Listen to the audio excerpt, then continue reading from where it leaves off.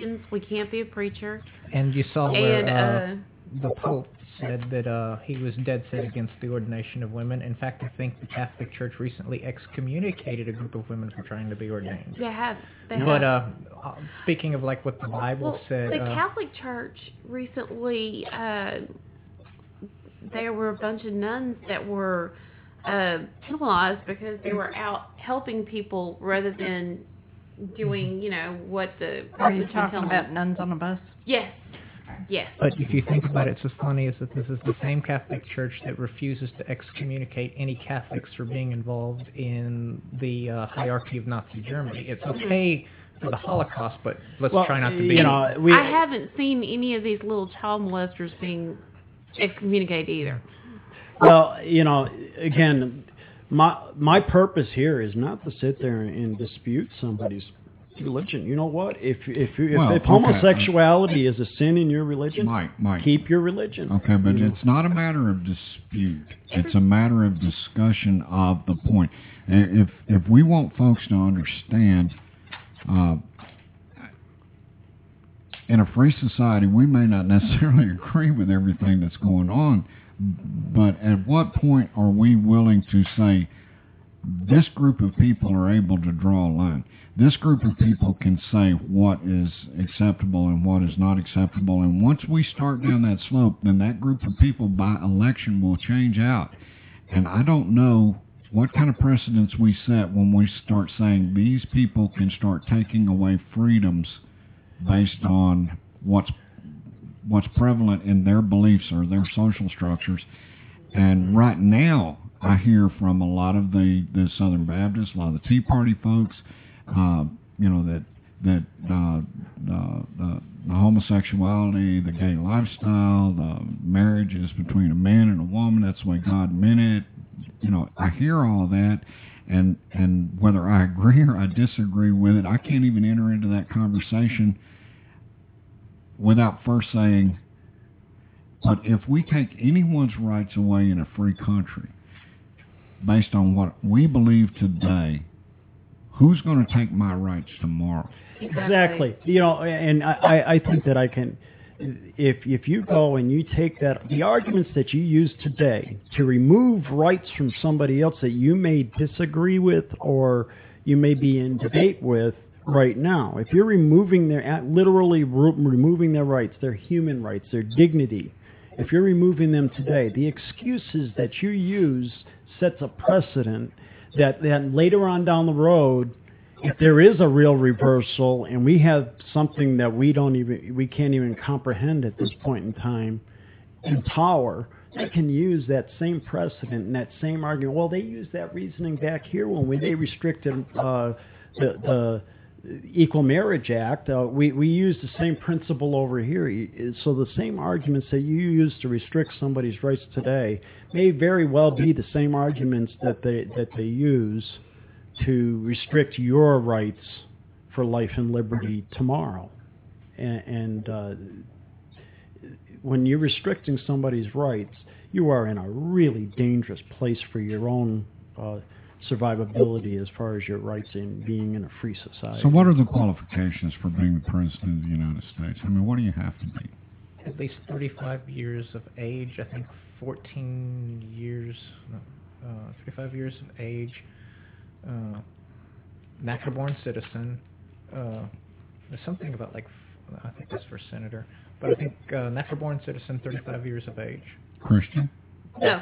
In fact, the Constitution only mentions the religion once, and that's the clause that states, no religious qualification shall be required to hold a federal office. That's the only time the Founding Fathers even mention religion in the Constitution at all.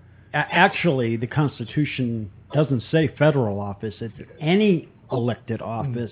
So it goes all the way through. Which, I mean, if you were to use that particular line of reasoning, there's 7 state constitutions that shouldn't even exist. This one being one of them.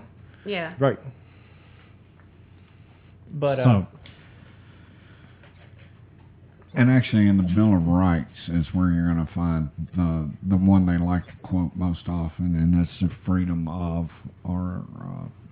it's freedom of religion. And they say, and since these folks were Christians that wrote this document, they meant freedom of Christian religion. Well, actually, it doesn't state really freedom of religion. It just states that Congress shall not provide a state religion, that there won't be an official church of the United States. Or make a law restricting it. In the Bill of Rights, it does say it's the First Amendment addresses the rights of freedom of religion.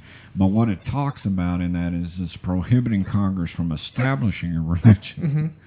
And that's the part where it says, if you look at and protecting the rights of free exercise of religion. And it never says, but there's an assumption because this country was created, even one nation under God and all that kind of stuff. Of course, God roughly translates into many languages, and Allah is one of them. But the other thing too is that we have a very vibrant. You could get online and you can look on Twitter. I mean, we have a lot of people out there that just don't believe in God. I mean, and it's not that like they're embracing a religion.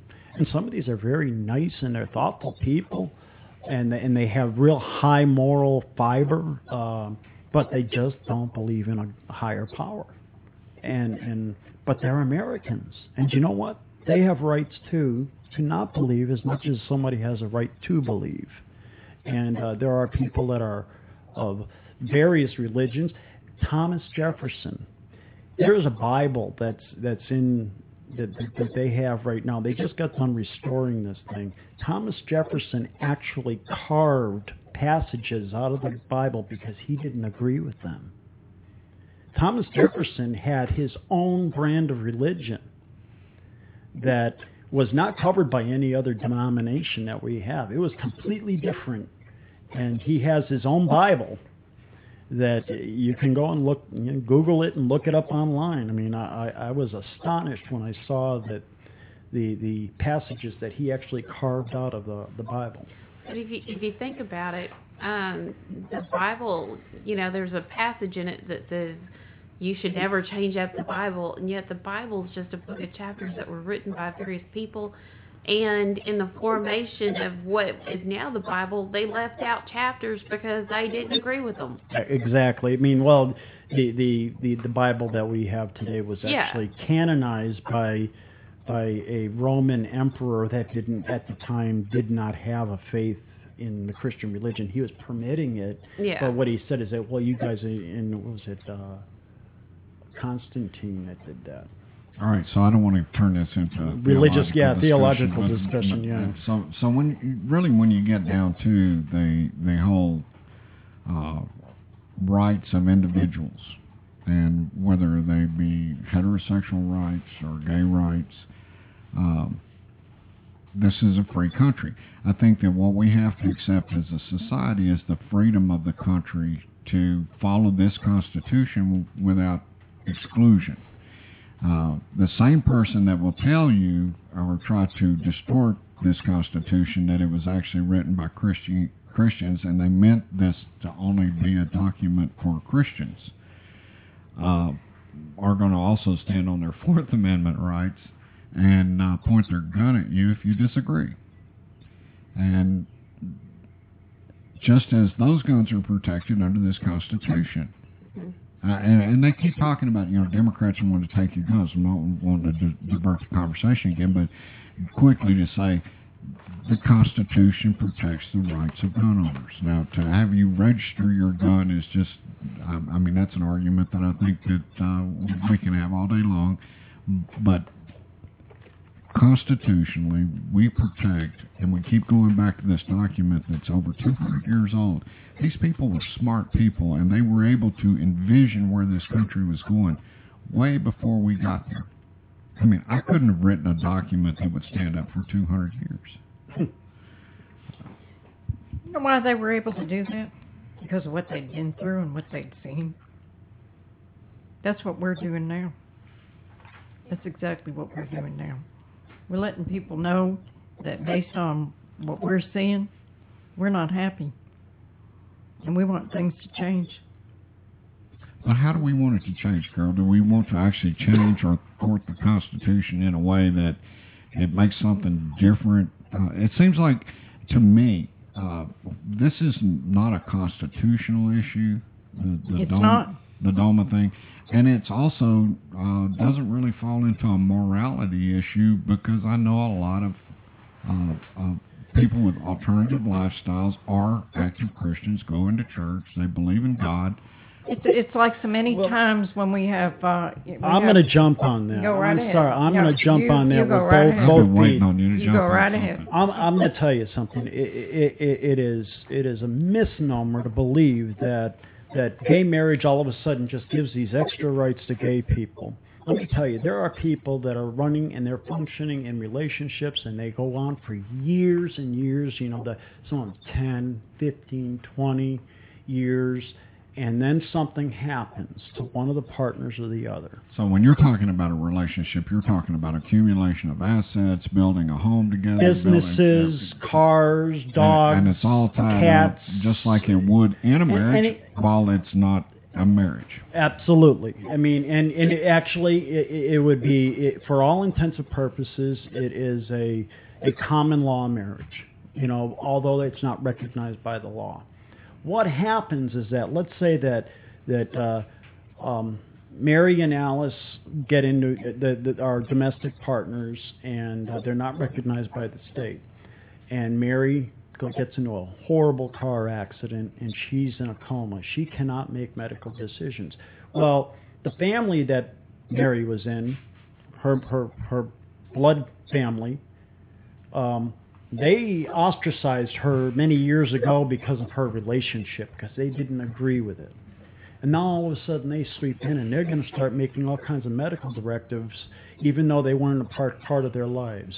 Then you have a situation where Mary actually dies, and her partner, all the assets, everything that's there, even if there's a will present, it can be challenged by the next of kin in the family. Now, it's very cumbersome for a gay or a lesbian person who has built all these assets, and they've had this partnership for so long, to have it all just go away.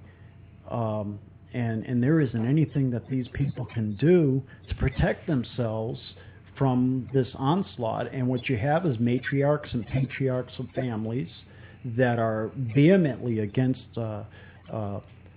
gay rights and gay relationships. And whatever their reasons are, I respect them. I mean, you don't have to agree with me. I don't care what other people think of me. It's not my business. There's going to be those who are going to say that's the price you pay for living in sin. You know what? But you know what? I'm not obligated to fit under that, under the Constitution. Now, if you want to look at it as a biblical issue, I don't care what the Bible says. What I'm saying is that the Constitution, I'm an American citizen, I'm a veteran, I have served my country, I'm willing to put my life on the line, and I'm to this day I'm willing to put my life on the line, protect this Constitution and what it stands for. And I'll be, pardon the expression, I'll be damned if I'm going to stand back and sit back and allow somebody to go and just take my assets away because you don't agree with my lifestyle. When you say assets, Mike, that's what my question is about. In experience, do you see that this blood family cares if that couple doesn't have anything? If they have no assets? I mean, is it about money? Is it about property? What's it about? I've seen situations where partners have been literally threatened with bodily harm if they showed up at the funeral of a partner that's passed because the family has been so vehemently against. That's wrong. I don't care what terms you put it in and what guideline. It's wrong to go there in that. That's not love. That's hate. That's absolute, unabridged hate. And that kind of vitriol. DOMA,